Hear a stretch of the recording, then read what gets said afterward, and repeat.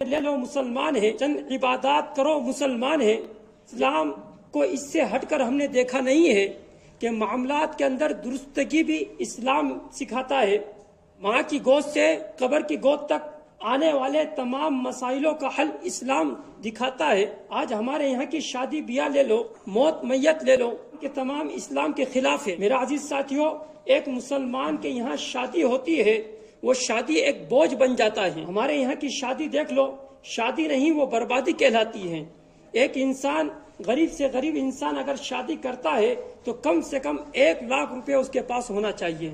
کم سے کم 1 لاکھ روپے ہوں گے تو اس کے گھر میں اس کی بچی ودا ہو سکتی ہے۔ یہ آج ہم نے اسلام کو صحیح معنوں میں سمجھا نہیں ہے۔ الدین یسرن، اللہ کے نبی صلی اللہ علیہ وسلم نے فرمایا دین آسان ہے۔ آج ہمارے یہاں شادی بیاہ کے اوپر غور و فکر کرے، اچھے اچھے دیندار، نمازی ہے، حاجی ہے، دین کو سمجھنے والے ہیں، دین کے دعوے دار ہیں، لیکن ان کے یہاں کی شادی دیکھ لو سنت طریقے کے خلاف ہے۔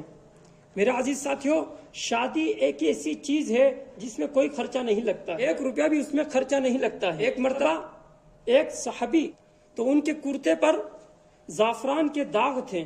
اللہ کے نبی صلی اللہ علیہ وسلم نے پوچھا یہ داغ کیسا ہے؟ کہنے لگے میری شادی تھی۔ تو اب میرے عزیز ساتھیوں بتائیے، ایک صحابی کی شادی ہوئی ہے لیکن اللہ کے نبی صلی اللہ علیہ وسلم کو اس کا علم نہیں۔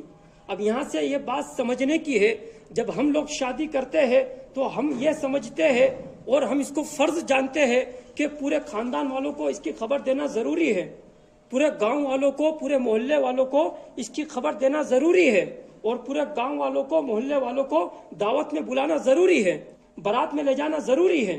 میرا عزیز ساتھیوں، کوئی ضروری نہیں ہے۔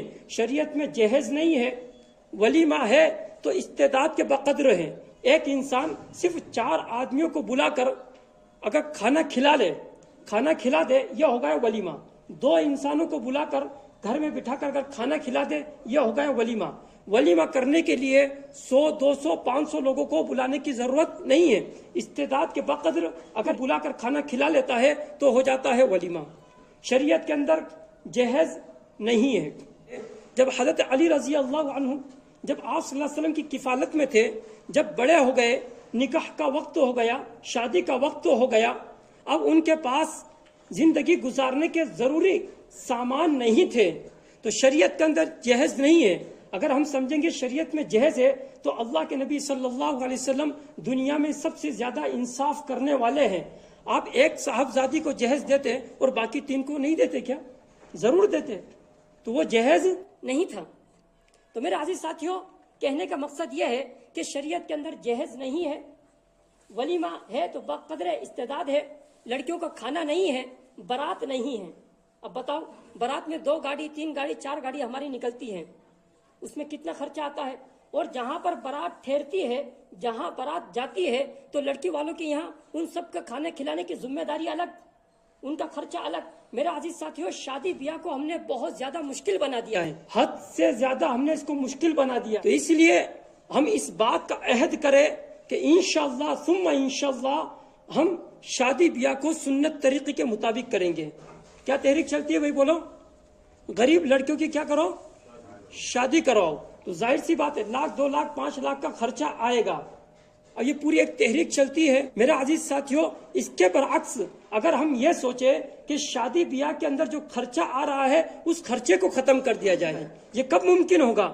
جب ہم سب مل کر اس بات کا عہد لیں گے کہ انشاءاللہ ثم انشاءاللہ ہمارے یہاں پر لڑکا یا لڑکی کی شادی ہوگی تو اس کے اندر ہم یہ تمام جو خرافات ہے ان کو ہم نہیں کریں گے، بارات کا سسٹم نہیں رکھیں گے، 2-4 لوگ چلے جائیں لڑکی کے یہاں، لڑکی والوں کے یہاں بھی بوجھ نہیں، جہیز لڑکی والے بھی یہ سوچے کہ ہمیں جہیز دینا نہیں ہے، اور لڑکے والے بھی یہ عہد کر لے کہ ہمیں جہیز لینا نہیں ہے۔ نقصانات بہت ہیں۔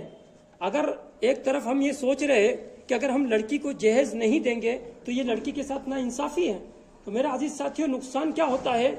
جب لڑکی کو جہیز دے دیا جاتا ہے، اس کے بعد وراثت میں جب حصہ تقسیم کیا جاتا ہے تو معاملہ کیا پیش آتا ہے؟ بھائی کہتے ہیں کہ ہم نے آپ کی شادی کرا دی ہے، آپ کا وراثت میں کوئی حق نہیں۔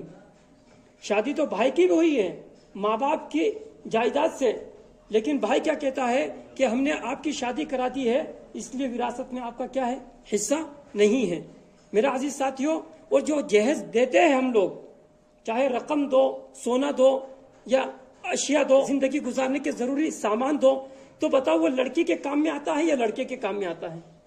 بولو بھائی، لڑکی کے کوئی کام میں نہیں آتا ہے، کیونکہ یہ پوری ذمہ داری تو لڑکے کے سر پر ہے۔ گھر کی تمام ضروریاتی جو چیزیں ہیں اس کو خریدنا، اس کو لانا اور لڑکی کی تمام ضرورتوں کو پورا کرنا، یہ کس کے ذمہ ہے؟ بولو بھائی، لڑکے کے ذمہ ہے یا لڑکی کے ذمہ ہے؟ لڑکے کے ذمہ ہے نا۔ لیکن ہم نے لڑکے کے ذمہ جو چیزیں تھی اس کو اٹھا کر لڑکی کے ذمہ لگا دیا۔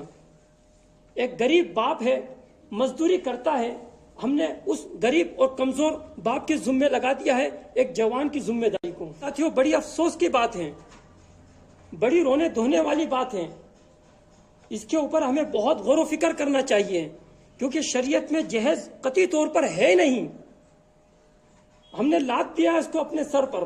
برات شریعت میں نہیں ہے، ولیمہ بھی ہے تو استعداد کے بقدر۔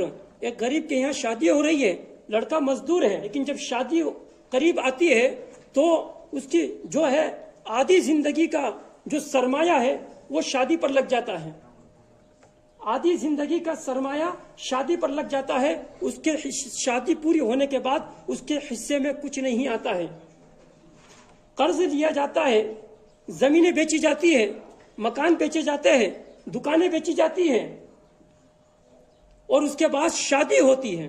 لیکن جب اس صورت میں جب شادی ہو جاتی ہے، 2 دن 4 دن بیت جاتے ہیں، اس کے بعد گھر کے اندر جھگڑے شروع ہو جاتے ہیں، بھائی بھائی کو کوستا ہے، میاں بیوی میں جھگڑے ہیں، کس بات کو لے کر؟ تنگ دستی کو لے کر۔ کیوں کہ جتنا سرمایہ کمایا تھا وہ سب کہاں برباد کر دیا؟ شادی بیاہ میں ہم نے برباد کر دیا۔ تو اب گھر کے اندر کیا ہے؟ فساد ہے، جھگڑا ہے، اور فاقے کشی الگ ہے، مزدوری انسان ہے، پریشانی الگ ہے۔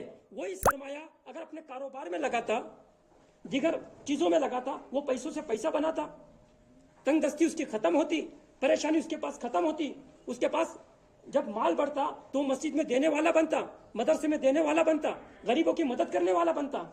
تو میرا عزیز ساتھیوں، ہم نے اپنا سرمایہ صحیح جگہ لگانے کے بجائے ہم نے غلط جگہ لگانا شروع کر دیا۔ اس لیے اس بات کو سمجھو کہ شادی بیاہ کے اندر 1 روپیہ بھی خرچہ نہیں ہوتا ہے۔ شادی بیاہ کے اندر بولو بھائی، 1 روپیہ بھی خرچہ نہیں ہوتا ہے۔ شادی بیاہ میں کیا چیز ضروری ہے؟ ایجاب و قبول۔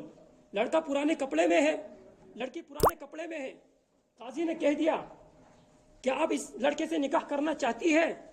لڑکی نے کہہ دیا ہاں۔ لڑکے سے پوچھ لیا کیا تجھے نکاح قبول ہے؟ اس نے کہہ دیا ہاں۔ نکاح کیا ہوا؟ ہو گیا۔ اس کے علاوہ شادی سے پہلے جتنی رسومات ہوتی ہے وہ تمام کے تمام فضول ہے، سوائے خرافات کے کچھ نہیں ہے۔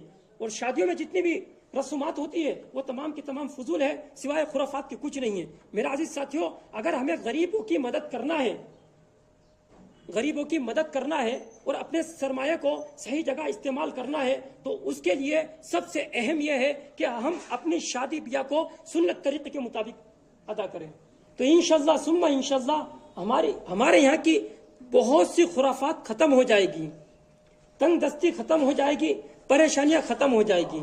اللہ تبارک و تعالی ہم سب کو نبی کریم صلی اللہ علیہ وسلم کے طریقے کے مطابق زندگی گزارنے کی توفیق عطا فرمائے۔ ہمارے پاس ایک راستہ ہے، ایسا نہیں ہے کہ ہم کھوئے ہوئے ہیں، ہم بھٹکے ہوئے ہیں، ہمارا کوئی رہبر نہیں ہے، ہمارا کوئی رہنما نہیں ہے۔